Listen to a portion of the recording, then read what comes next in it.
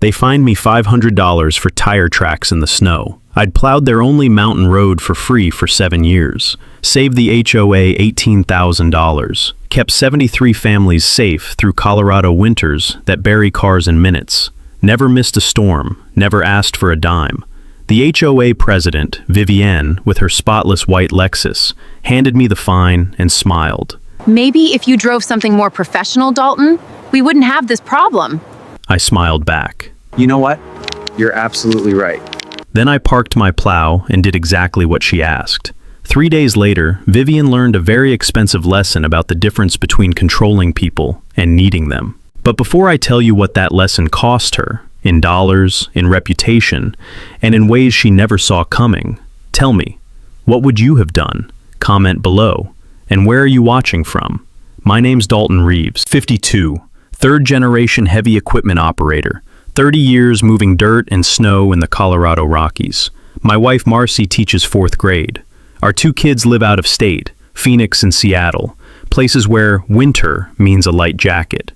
8 years ago, we bought into Ridgecrest HOA, 73 homes at 9,200 feet elevation in Pinewood Summit, a town most people have never heard of.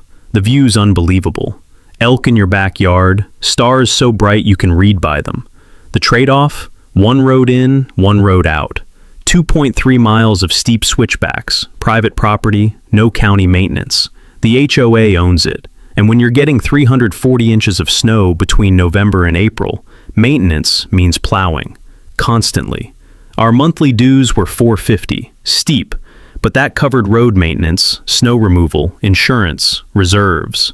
The old board president was Bill Hendricks, retired firefighter. His philosophy: we take care of each other up here because nobody else will. I liked Bill. First winter, I watched the contracted plow company take 6 hours and charge $1,200 for a moderate storm. I owned the equipment, had the license and insurance, so I offered Bill a deal. I'd plow for free, early mornings before work, and the HOA could drop the contractor. Bill looked at me like I'd handed him a winning lottery ticket. For 7 years, that's what I did. 4:30 a.m., every storm, my F450 with the 10-foot blade clearing that road. The HOA saved $18,000. I never invoiced them, never asked for gas money. It was just what you do. Community meetings were boring in the best way. Burnt coffee that tasted like the pot hadn't been cleaned since 1997. Votes on adding gravel or trimming pine trees. Everybody got along. Then 14 months ago, Bill's wife got cancer. They moved to Grand Junction. Bill resigned. Vivian Ashford Crane moved in and ran for president. Vivian was 59, retired pharmaceutical sales from Connecticut. She'd moved to Colorado for the mountain lifestyle, but got furious every time the mountain actually inconvenienced her. Perfect blonde highlights, spotless white Lexus SUV, Patagonia vests that probably cost more than my truck. She won by 4 votes. Her pitch? Professionalize our community standards. I should have seen it coming. First meeting as president, she showed up with a binder, tabs, color-coded sections. She quoted Robert's Rules of Order like a prosecuting attorney. The smell of her vanilla perfume cut through that stale coffee smell and somehow made everything worse. We need to discuss liability exposure regarding unregulated volunteer services, she announced. I felt Marcy's hand squeeze mine. Vivian's faction, 3 transplants who'd moved in recently, nodded like she'd cured cancer. The old-timers like Rosa Burke and Trevor Kowalski just stared. Specifically, Vivian said, 1 manicured nail tapping the table. We have residents operating heavy machinery on HOA property without formal contracts or board oversight. She meant me. Didn't say my name. Didn't have to. Trevor spoke up. Dalton's been plowing 7 years. Licensed, insured, never a problem. Vivian smiled. It didn't reach her eyes. Capability isn't accountability. We need professionals. He is a professional, Rosa said, voice shaking. She was 78 and hated confrontation. Then he can bid for the contract like anyone else.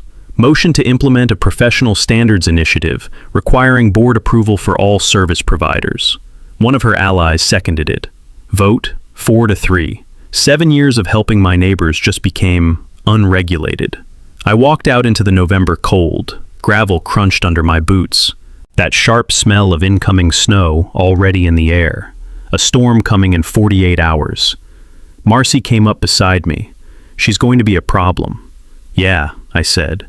2 weeks later, I got the letter. Formal HOA notice. Cease all unauthorized snow removal operations immediately.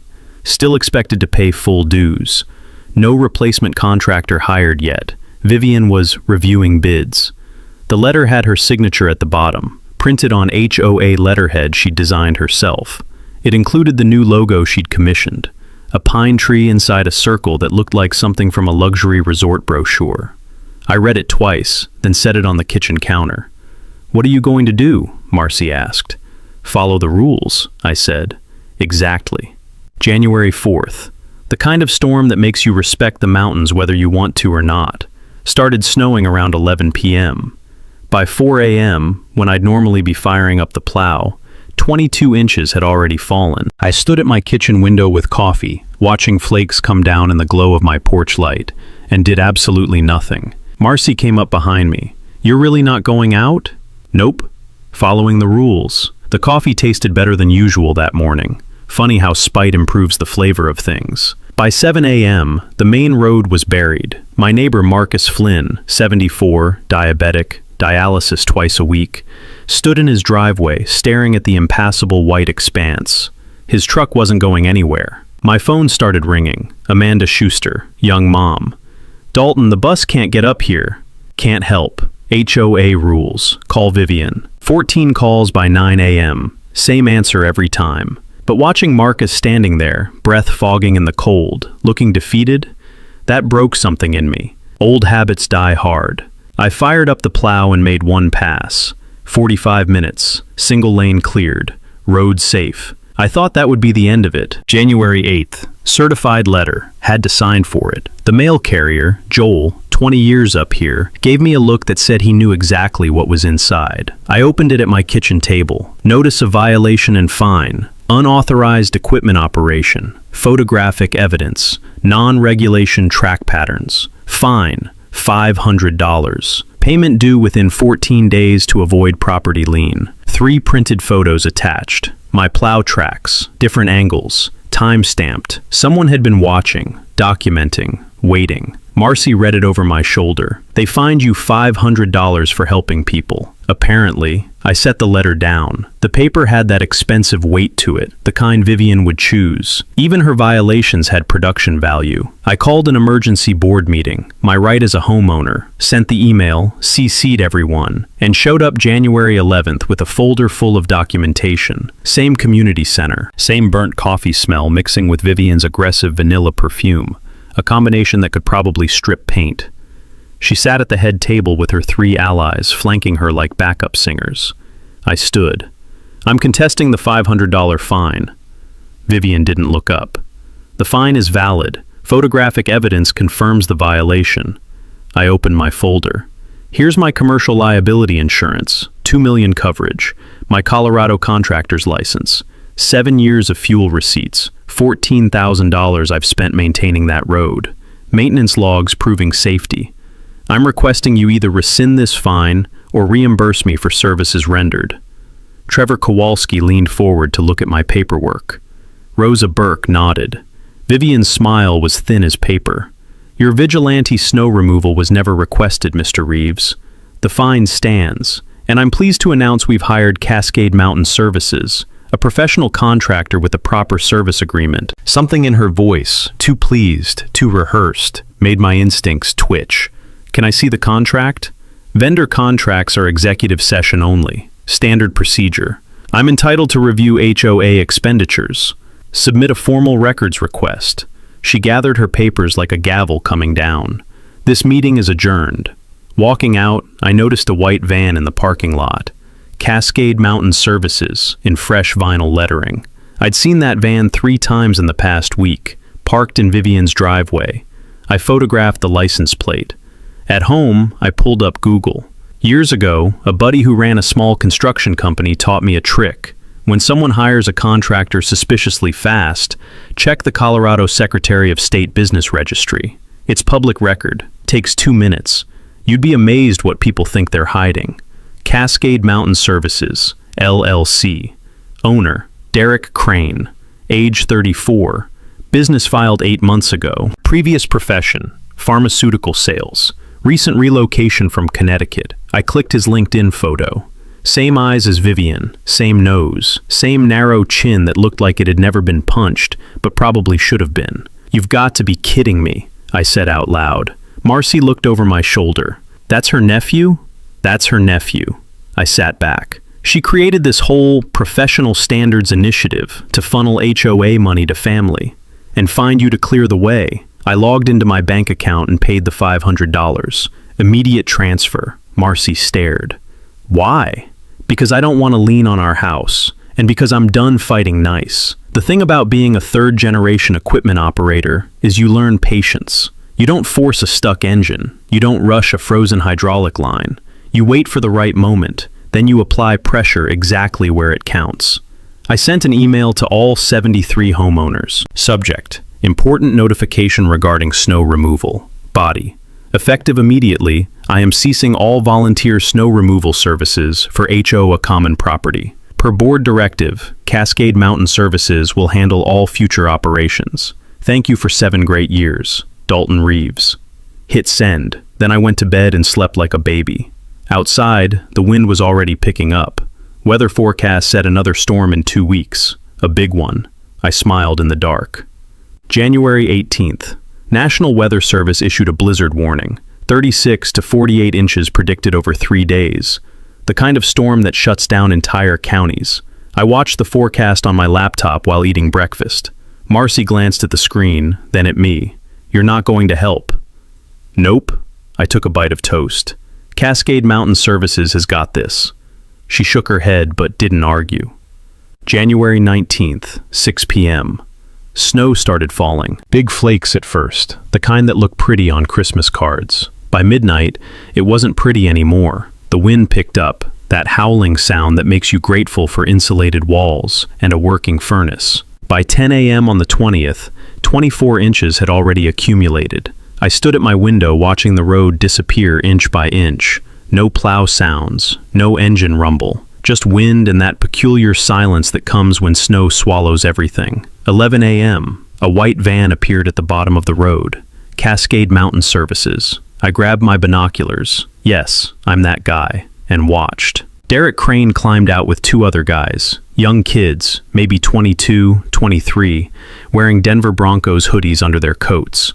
Not exactly mountain winter gear. Derek's truck had a residential plow blade, the kind you use for driveways, not 2-mile mountain roads with 18% grades. They made it 400 yards before the blade hit a frozen rut and snapped clean off. The sound echoed across the valley, metal screaming, then silence. Derek stood there looking at his broken plow like it had personally betrayed him. One of the kids kicked the tire. The other pulled out his phone. No service up here in a storm, kid. Sorry. 15 minutes later, they drove back down. Van disappeared. Road still 95% buried. My phone buzzed. Text from Trevor. Where's the plow company? I replied. Ask Vivienne. By 4 p.m., Derek sent an email to the HOA board, which got forwarded to all residents because someone hit reply all instead of just replying to Vivienne. Technology, the great equalizer. Equipment malfunction due to unexpected road conditions. Crew will return when storm passes. Not safe to operate currently. Not safe. The same road I'd plowed for 7 years in worse storms. January 20th, storm intensified. 40 inches fell. The main road disappeared completely. Just smooth white drifts 5-6 feet tall in places where the wind carved them. It looked peaceful. Apocalyptic, but peaceful. That evening, the emergency call came. Marcus Flynn, the diabetes patient, had fallen on ice outside his front door trying to clear a path to his car. Possible hip fracture. He needed a hospital, and he needed it now. Ambulance tried coming up the mountain. Got stuck 0.8 miles from the entrance.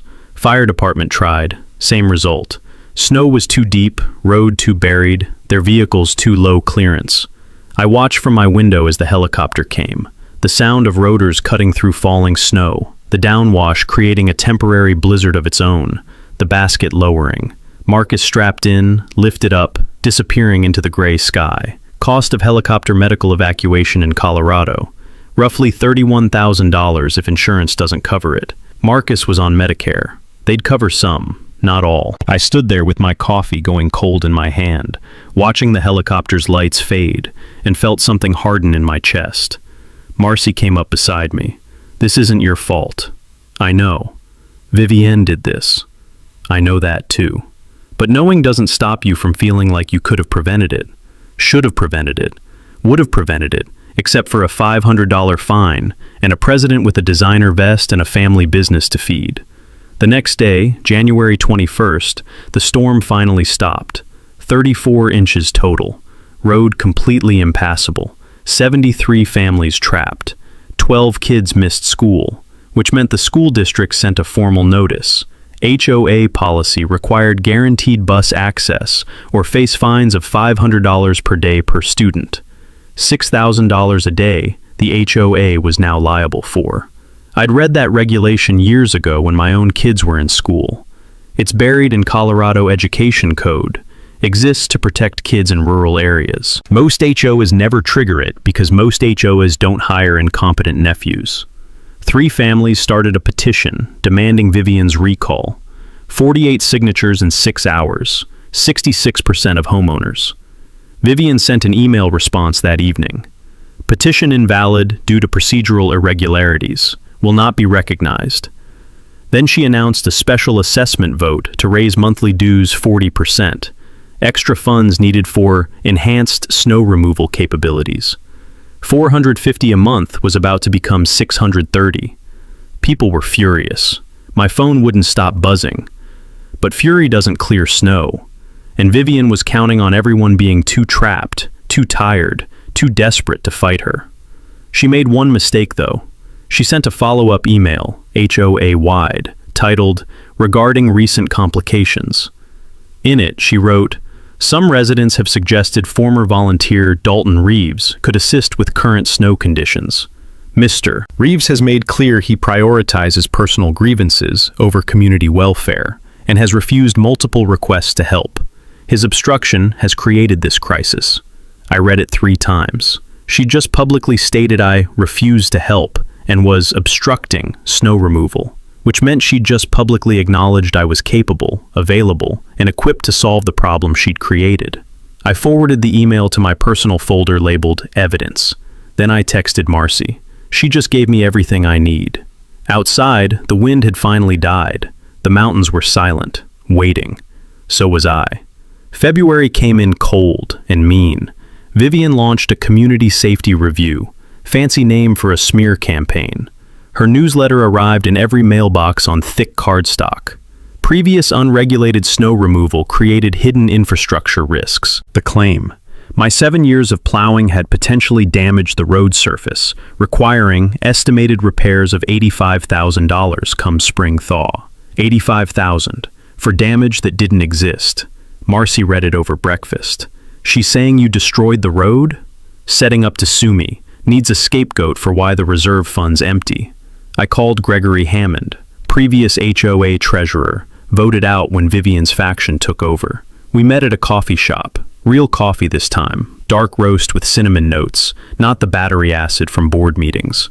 Gregory slid a manila folder across the table. I've been waiting for someone to ask about this. Inside, bank statements, budget reports, reserve fund documentation. When Vivienne took over 14 months ago, reserves held $127,000. Current balance, $64,000. $63,000 gone. Where? I asked.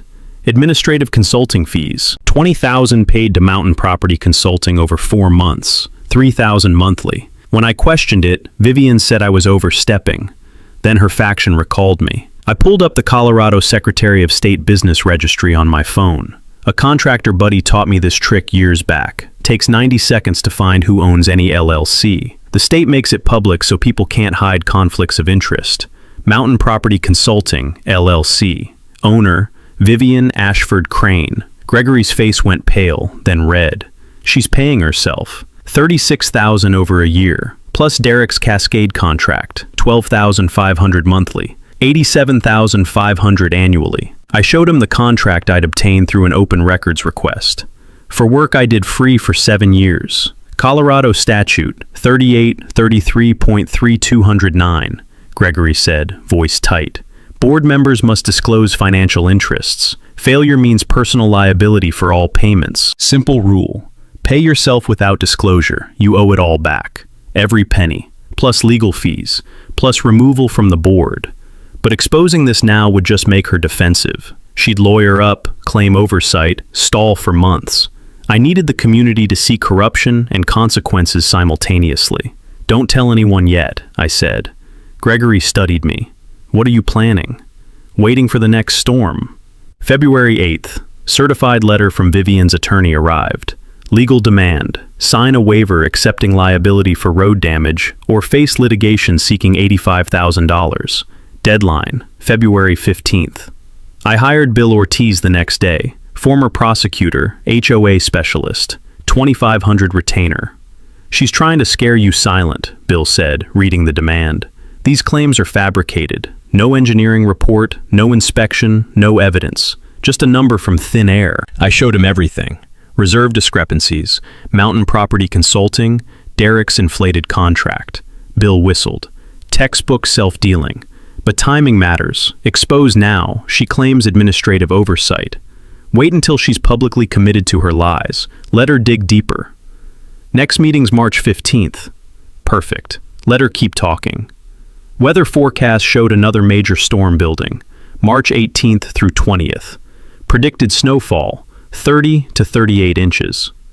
I went home and performed full maintenance on my plow truck.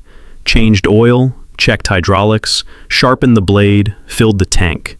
The smell of diesel and grease and cold metal. Familiar, comforting, purposeful. February 10th, 2 a.m., a sound woke me. Outside my window, a figure in dark clothing near my plow truck, moving fast, then running. I pulled on boots, grabbed a flashlight, went outside. 2 tires slashed, clean cuts, deep, deliberate. I called police. Deputy Martinez arrived, took photos, filed a report. Security cameras?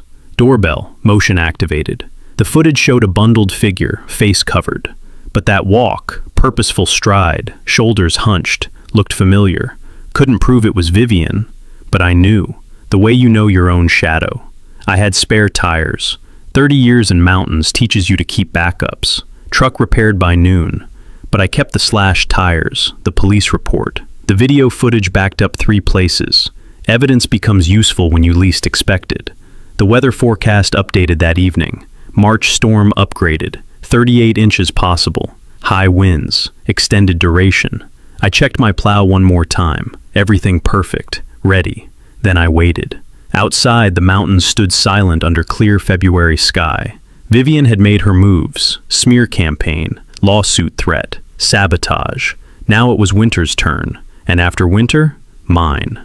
March 2nd, the state HOA office finally forced Vivian's hand. After my formal open records request and Bill Ortiz's pointed follow-up threatening legal action, the HOA had 30 days to comply. Vivian stalled 29. On day 30, a box arrived. 347 pages of financial documents, contracts, meeting minutes, printed single-sided on premium paper. Probably cost $200 just in printing. Vivian's final petty move. Marcy and I spread everything across our kitchen table that evening. She'd been a bookkeeper before teaching, had an eye for numbers.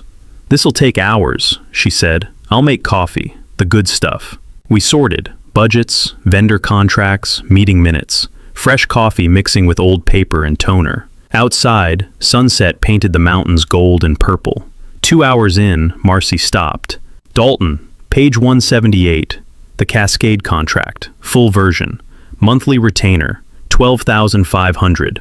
October through April, $87,500 total. But that wasn't what made her hand shake. Plus equipment costs, overtime, and emergency surcharges, she read. Billed separately at contractor's discretion. I pulled actual invoices.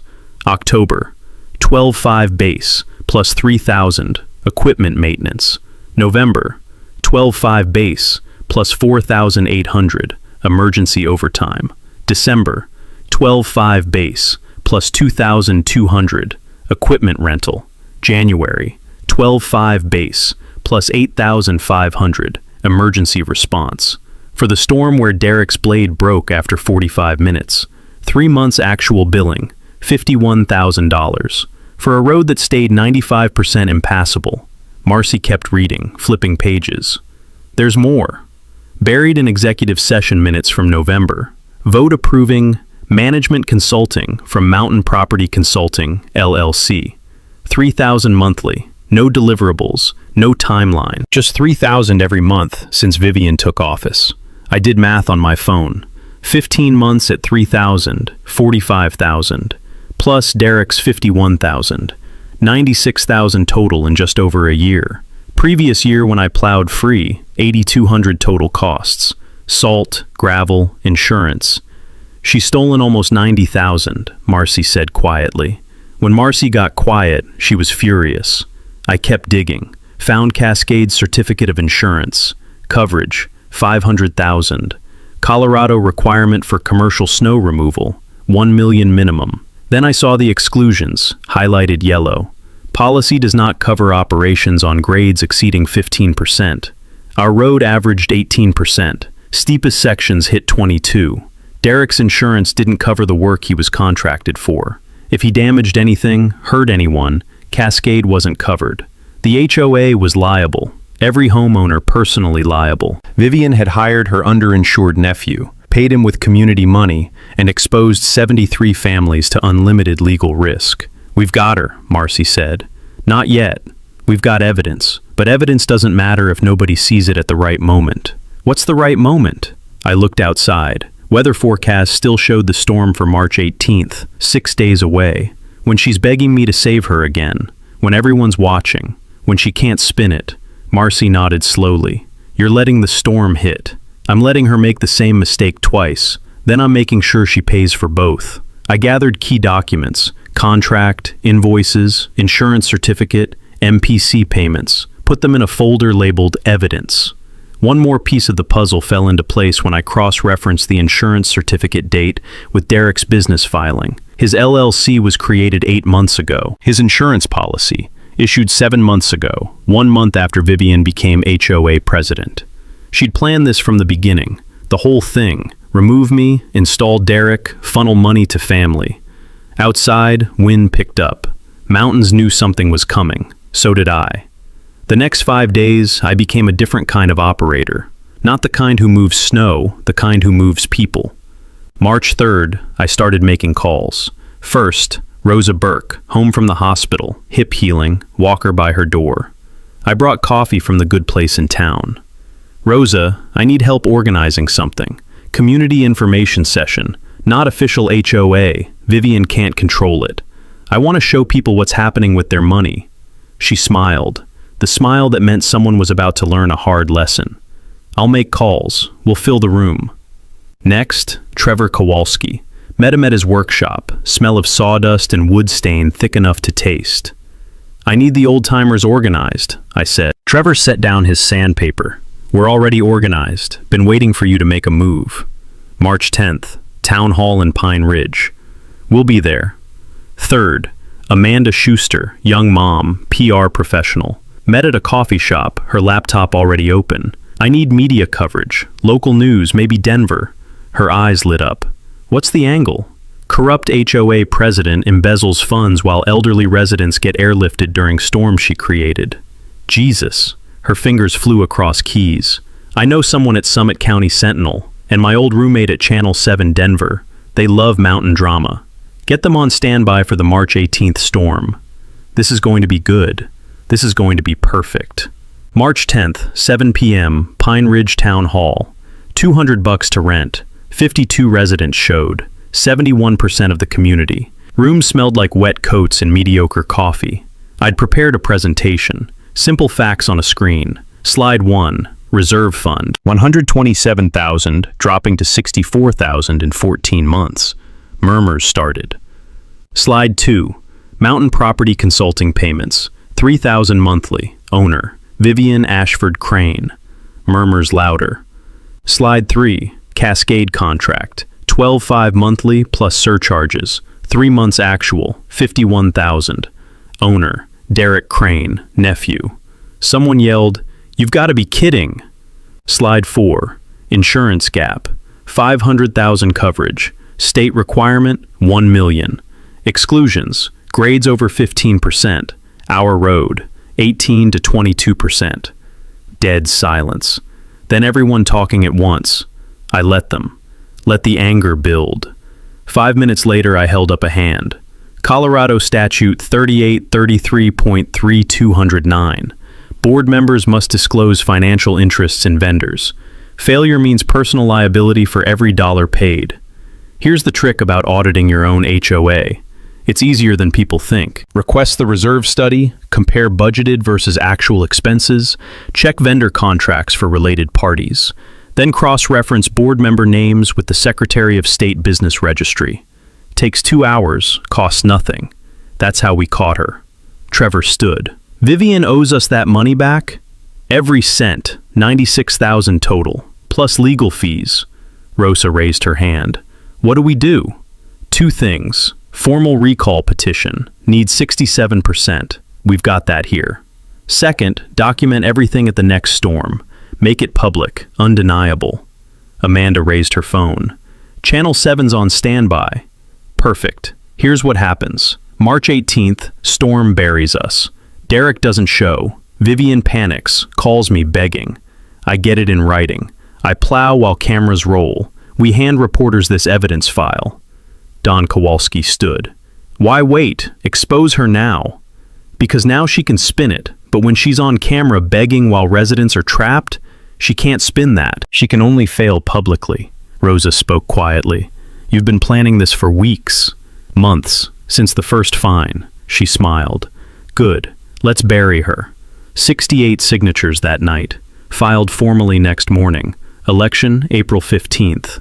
But that was just legal framework. Real work was waiting. March 11th through 17th I prepared. Serviced the plow completely. Every fluid, bolt, hydraulic line. Garage smelled like diesel and purpose. Tested backup generator. Charged camera batteries. Set up recording angles. Bill Ortiz prepared documents. Cease and desist. Civil suit paperwork. Demand letter for restitution. Amanda confirmed media. Sentinel reporter plus Channel 7 crew. Staging in town. Marcy asked one question. What if she doesn't call? She will. No choice. Derek won't show, family's trapped. She'll call. And if not, then the community stays buried until they force her out. Either way, she loses. March 17th, evening. Forecast updated. Storm arriving 18th, 6 p.m. 34 to 38 inches. Duration, 36 to 48 hours. I stood at my window, coffee in hand, watching sky turn that gray that means heavy snow coming. Plow truck ready. Maintenance perfect. Fuel full. Blade sharp. Marcy came beside me. You're really doing this. I really am. Outside, first flakes started falling. Early. Storm ahead of schedule. I smiled. Right on time. March 16th, 10 a.m. Vivian showed up at my house unannounced. I saw her white Lexus pull into my driveway through the kitchen window. She sat there for a full minute before getting out, like she was gathering courage, or rehearsing lines. I opened the door before she could knock. Vivian. Dalton, may I come in? No. I stepped onto the porch, closed the door behind me. The morning air was cold, that pre-storm chill that settles into your bones. What do you want? She pulled an envelope from her purse. Not a regular envelope, the expensive kind with the HOA logo embossed on it. I want to resolve our differences. Our differences. I didn't take the envelope. The board has authorized me to offer a settlement. $15,000. We'll rescind all fines, you sign a release of claims, and we all move forward. $15,000 to keep quiet about you stealing 96. Her smile tightened. That's a serious accusation, Dalton. It's a factual statement, Vivian. Mountain Property Consulting ring a bell? Your nephew's massively overpriced contract. The insurance gaps you've exposed this community to. I don't know what you think you found.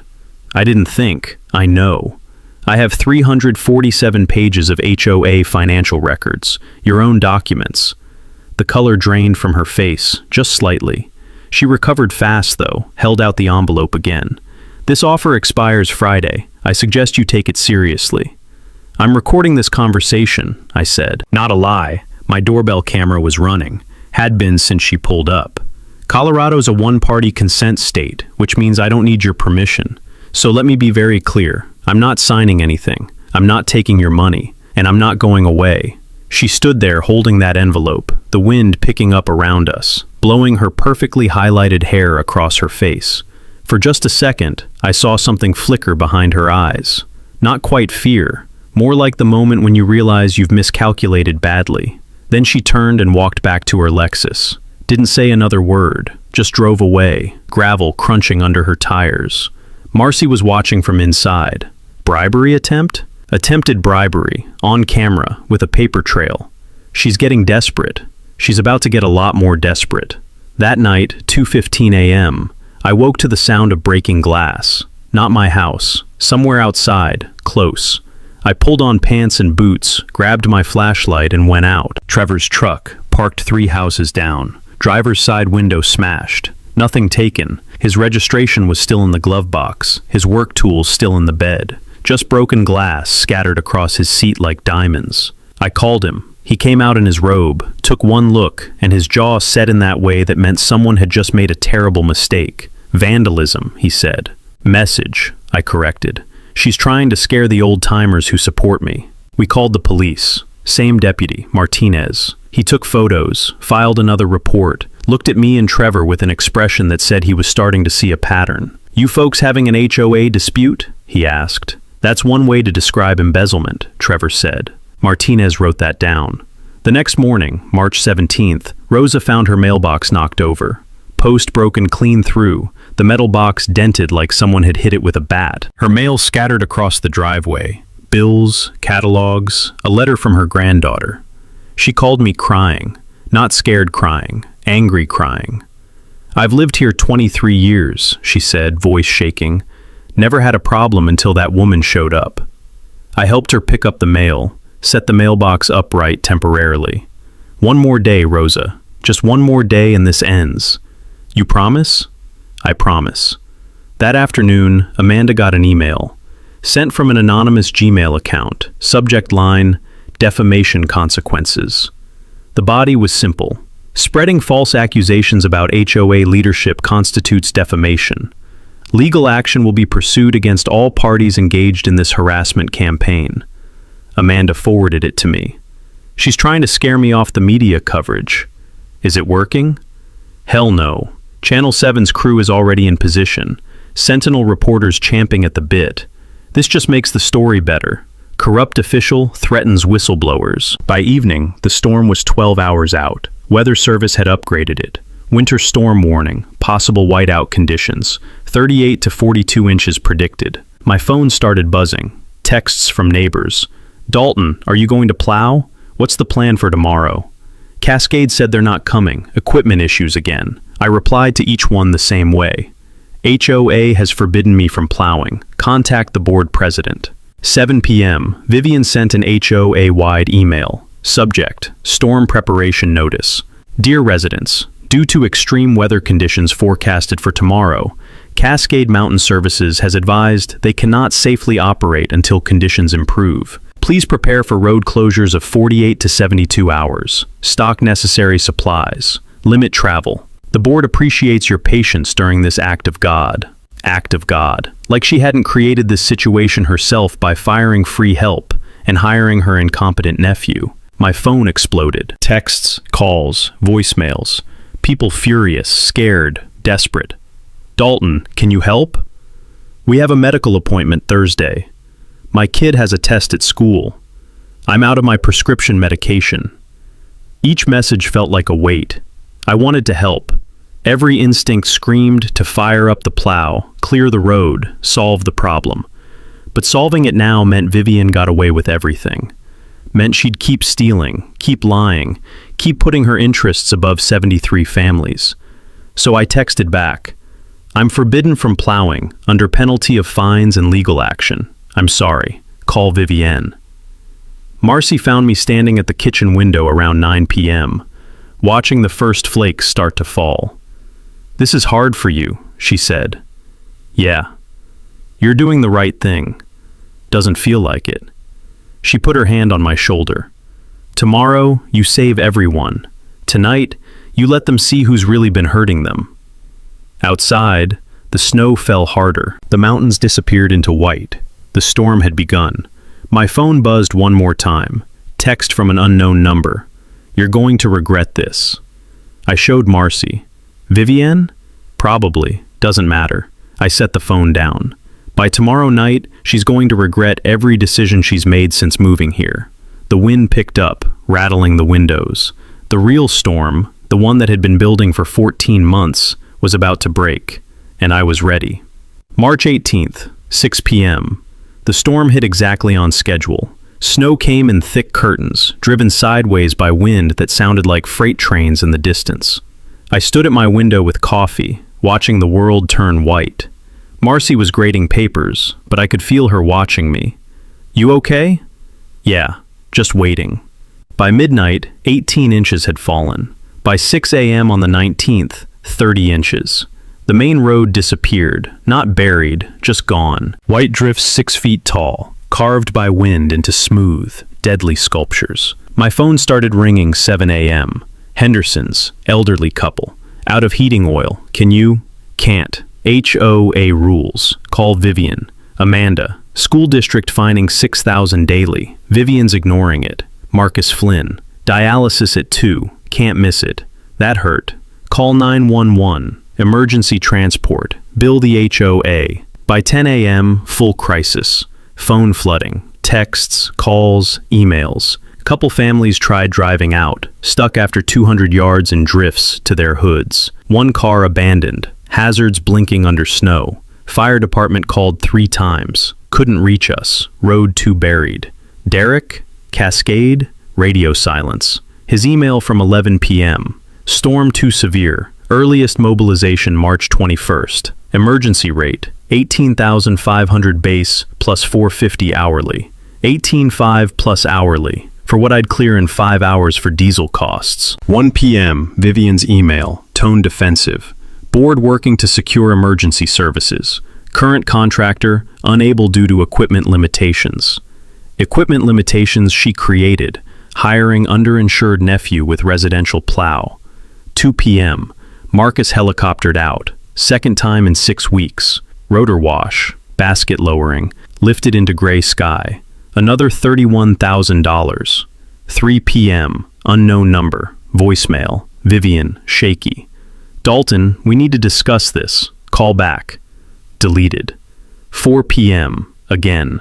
"Please. People suffering. Put community first." Deleted. 5 p.m. HOA line. I answered.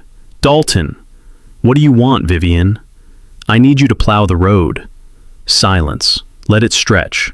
Let her hear wind and breathing. "Did you hear me? You need unauthorized snow removal operations. Same ones you fined me $500 for. Threatened to sue over. Those operations? This is different." "How?"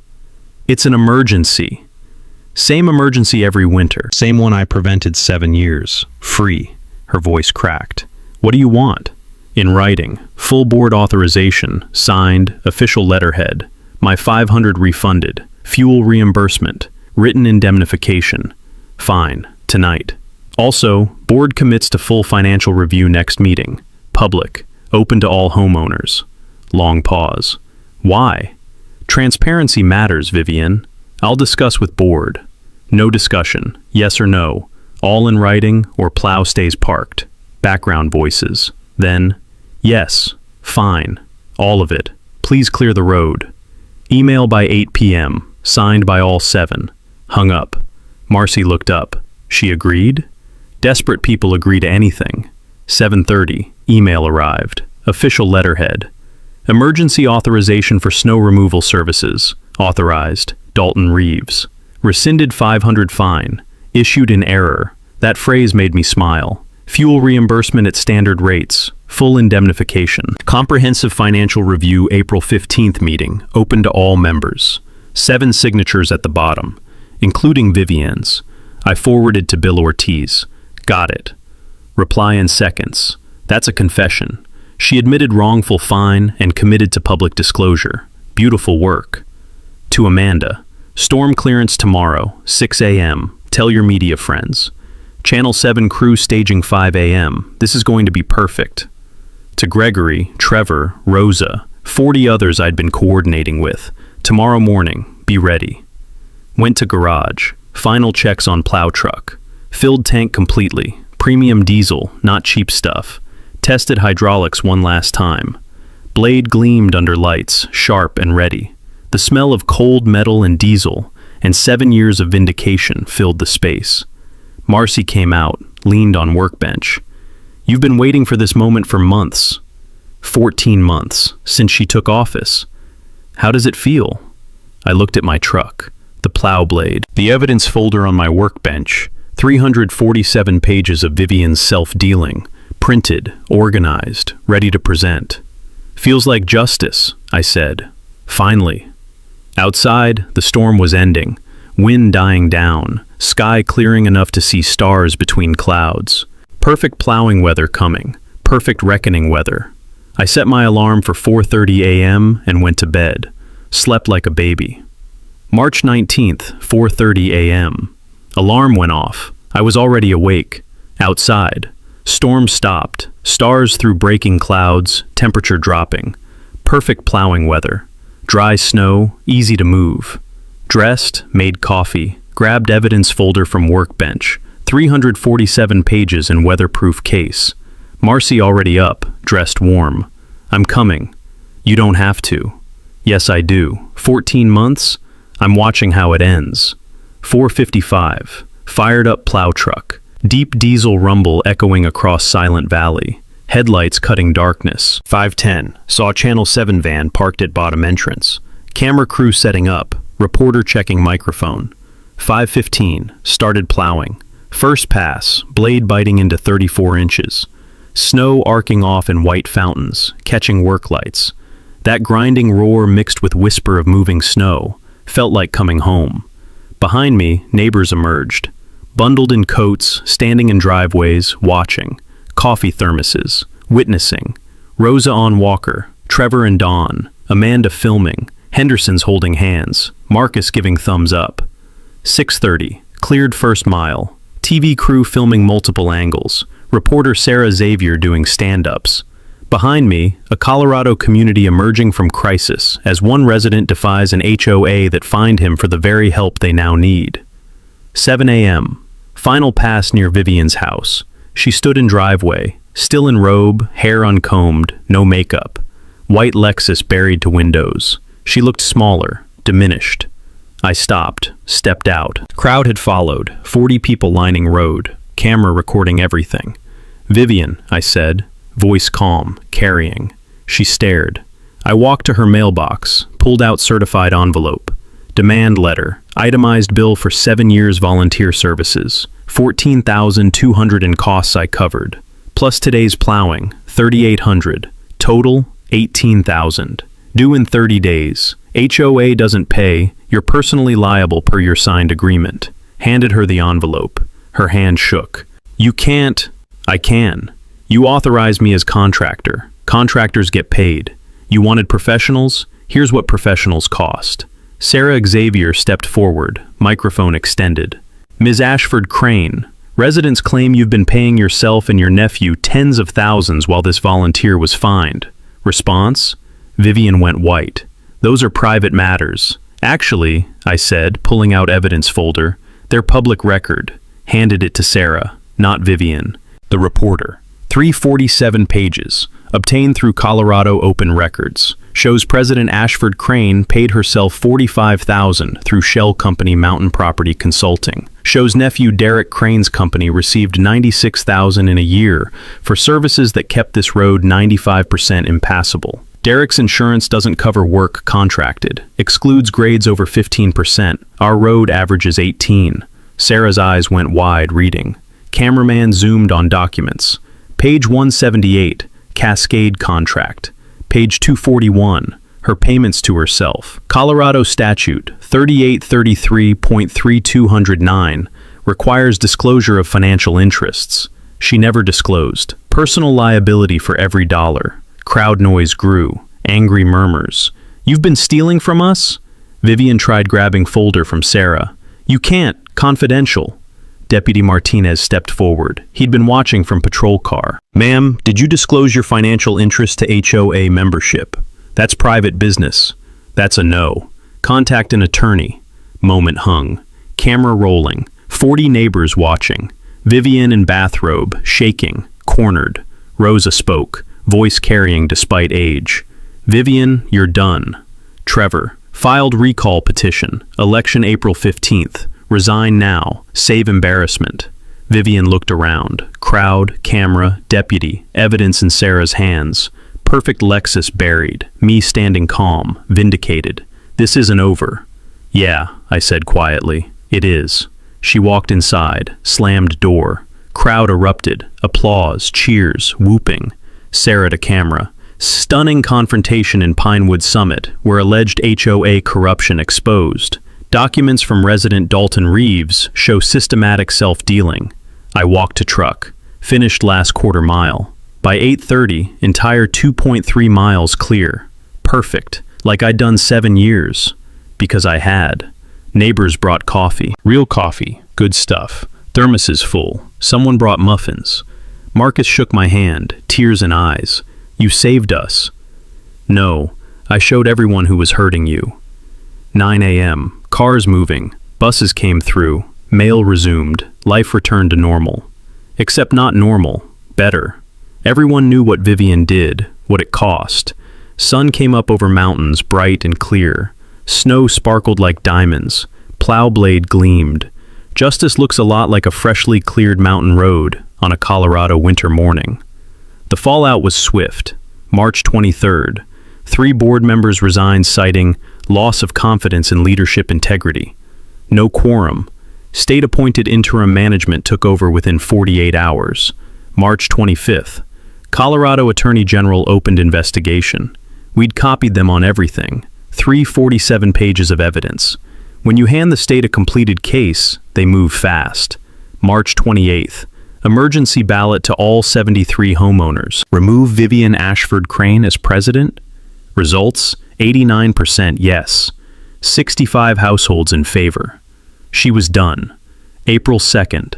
Forensic audit confirmed 74,300 in improper payments. HOA filed civil suit. Full restitution plus legal fees plus damages. Vivian's attorney offered 50,000 to settle. Interim board refused. We want it all public.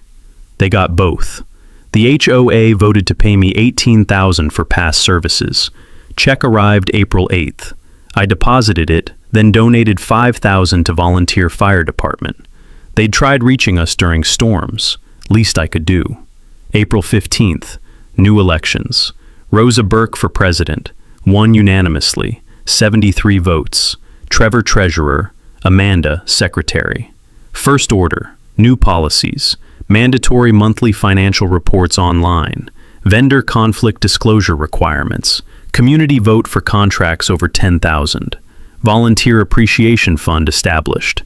They hired me officially. Fair rate, proper insurance, transparency. $1,200 per storm, $800 monthly retainer, October through April. Same work, now properly compensated. Dues dropped. Without Vivian stealing and Derek's overcharges, HOA saved $68,000 annually. Monthly dues, $450 down to $375. $75 back per household monthly. May 15th. Thank you, Dalton, potluck. 68 families attended. Food, kids running, laughter where Vivian's cold meetings used to be. Rosa's speech. This man saved our community twice. First by clearing roads 7 years. Second by showing us truth. To Dalton. Everyone raised glasses. Coffee, mostly. It felt good. The HOA established Mountain Emergency Response Fund. $25,000 endowment, managed by Hospital Foundation. Covers helicopter evacuations for underinsured residents. Named for Marcus Flynn. Airlifted twice, $60,000 in bills. Marcus at dedication. No one should choose between health and home. This fund ensures they won't. Annual Snow Safety Day started every October. Free training.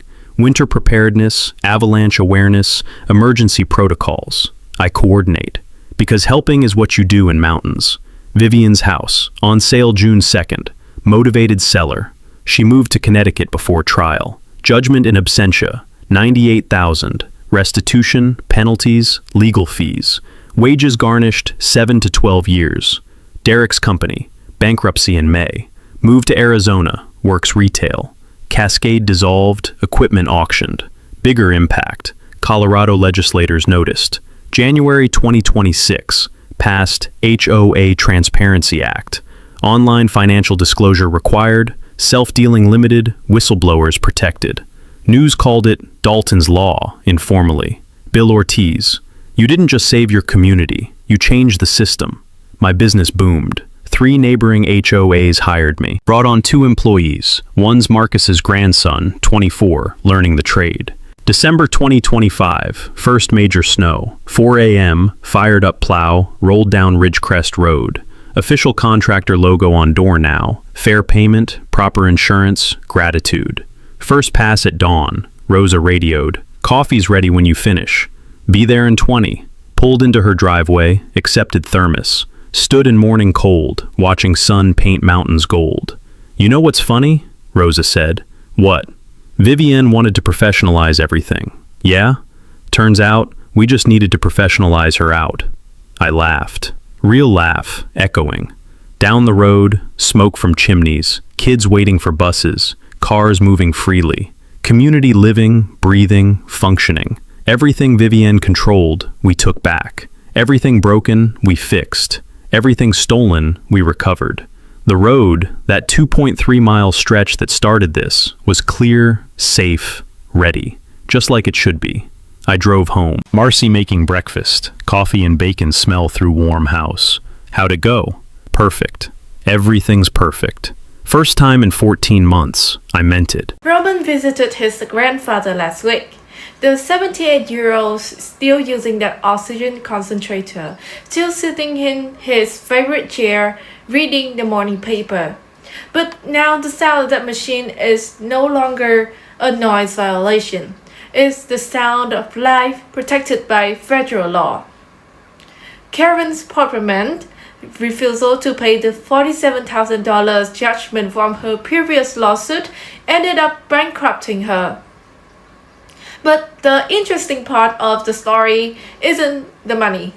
It's how one electrician who understood the easement law in 1987, the one that Karen didn't even knew existed in the deed she was trying to control, changed everything. He didn't need to do anything dramatic. He only needed to understood that knowing the law trumps local authority every time. That 53-feet power generator truck, it was just symbolism. The real power comes from knowledge. Do you know if your HOA has the power to cut your electricity? Do you read the original deed to your house? Or are you just like most of us, assuming those $47 carries absolute authority? Hit the like button if you believe that nobody has the right to cut the electricity to a veteran's oxygen machine. And subscribe if you want more stories of normal people fighting back against petty power. Send this story to somebody who's being bullied by an HOA in their neighborhood. The smallest amount of power is most dangerous when it meets someone who actually knows the law.